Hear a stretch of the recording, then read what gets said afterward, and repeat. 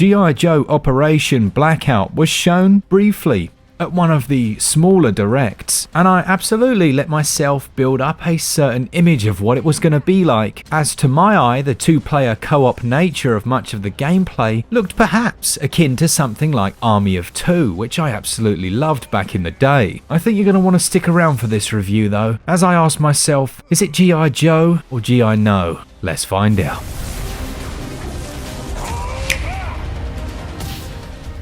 In terms of the storyline, you have G.I. Joe battling Cobra, but interestingly, not only do you get to play as Joe's team, you get to play as Cobra's operatives as well. And this is presented through narrated, animated segments between each stage. I really liked these. I thought the art direction was excellent, and although ludicrously over the top, they had the perfect Saturday morning cartoon feel. And for those who grew up watching and playing with the toys, it's certainly going to give you a nostalgia hit. And that's pretty much the last good thing I'm going to say about the game. Let's look at the gameplay and controls.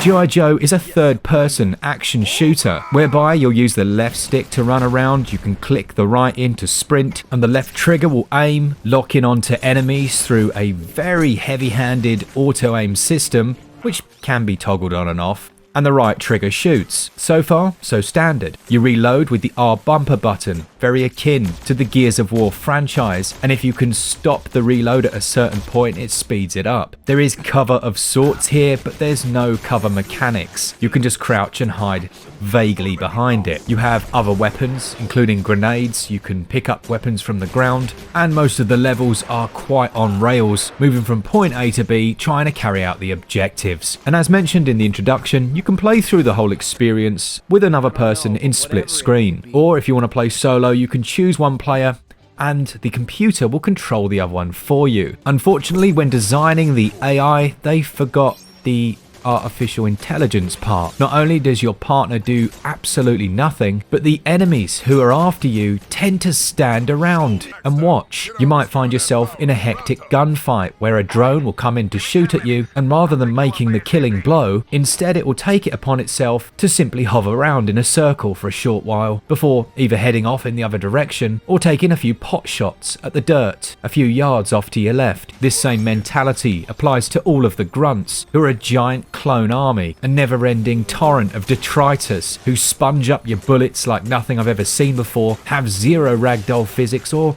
any other physics for that matter, and disappear instantly the second they're killed. Your weapons, of which there are a few, and to be fair, each different character has their own unique ones, sound a little bit like that spud gun you had as a child, except perhaps a little bit less impactful. Level design is mediocre at best, with it being one of the most on-rail shooters I've played in a long time. And yes, I understand it's a game for children, but you've got to remember when we were at this age, we were playing GoldenEye, and this is just not it. On that note, however, your mission objectives are shown up here on the right hand side of the screen, but there's no contrast here, and your eye isn't drawn to them at any point. You'll very often find yourself trying to follow the on-screen markers and not really knowing why you're doing it or what you need to do. There's no visual feedback or reward for the player for their actions other than another huge wave of mindless troops running straight towards you. Occasionally, another enemy from the other team, either Joe's or Cobra's, will appear for a more boss-style segment.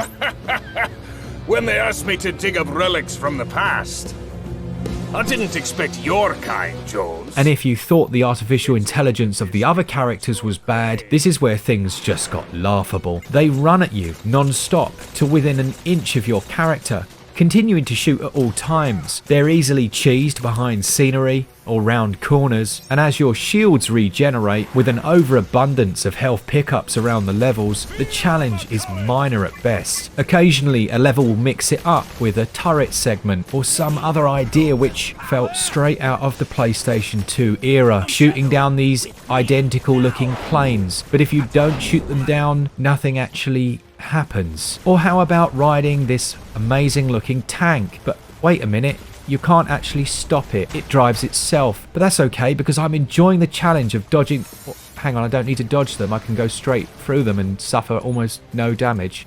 Okay then. Look, I absolutely didn't expect to be playing Gears of War, but when you've got a license like this, you're using a setup that's very similar to that title, then why not just copy the basics of the gameplay just to keep it fun? Give me the cover mechanic that I want. Don't introduce special moves that almost always do next to nothing, and less is more. I don't need 400 enemies running at me who don't know how to shoot. I'd rather take 5 who do. You can probably hear by now that I found the game hugely frustrating. And then I thought to myself, this can only get better. Let's get another controller, we'll chuck the wife on the sofa, not literally, and we'll do a bit of co-op gameplay. Let's see how that went. In co-op, aside from having a much lower frame rate, the controls translate even worse. Trying to aim your camera was difficult at best, and having that auto aim on became essential. At one point, I stopped shooting altogether and just watched what would happen. She, not being a gamer, stood staring at an enemy behind a box, and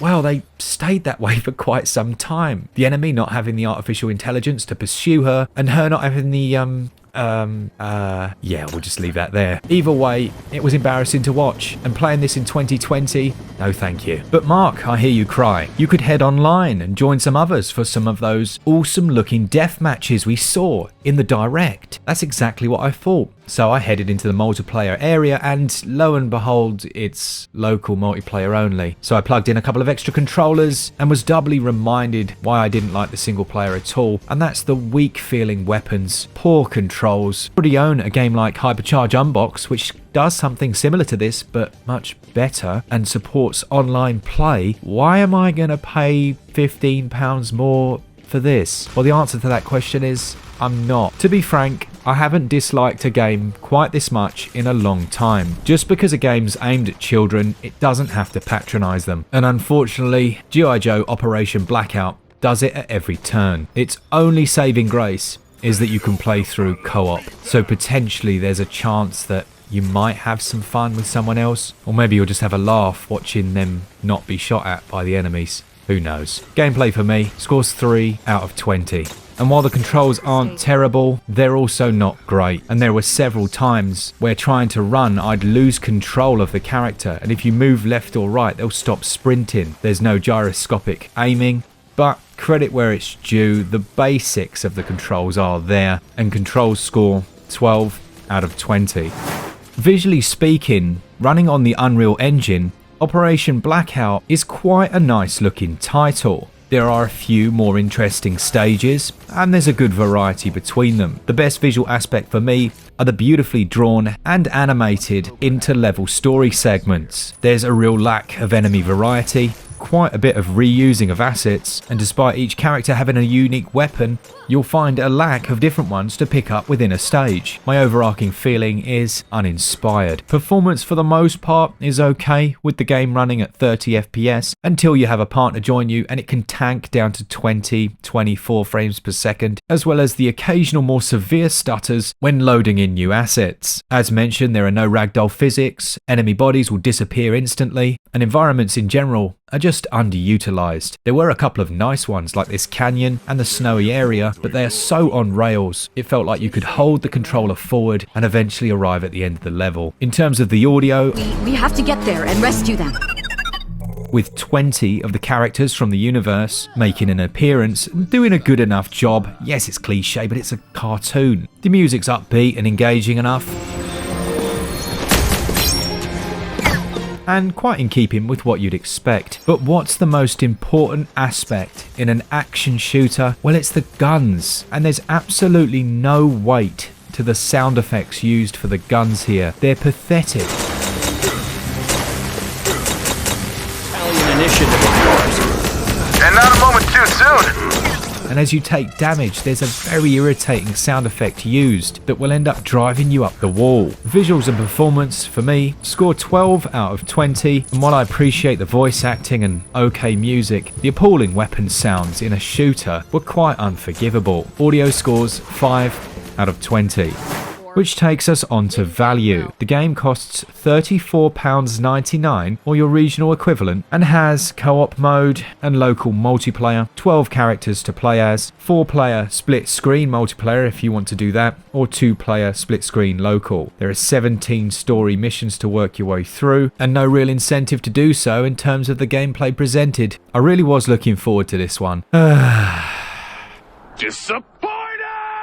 Disappointed. If you have a child who's an absolute G.I. Joe fanatic, then there's content for them to experience. There are skins to unlock, weapon skins as well, and the 4-player split screen multiplayer exists, but I'd be waiting for a hugely deep sale on this one. Value scores 6 out of 20. Overall then, playing through G.I. Joe Operation Blackout has been unpleasant. I was so excited to play online and to experience some of those nostalgic characters, but was left totally underwhelmed. It scores a SwitchUp score of 38%. Let me know down in the comments what you thought of this one. Will you be picking it up for your kids this Christmas, or perhaps you'll wait for a sale? Thanks to the patrons who support us each and every month, and as always, for all things Switch, all the time, keep it Switch up. Cheers guys, see ya!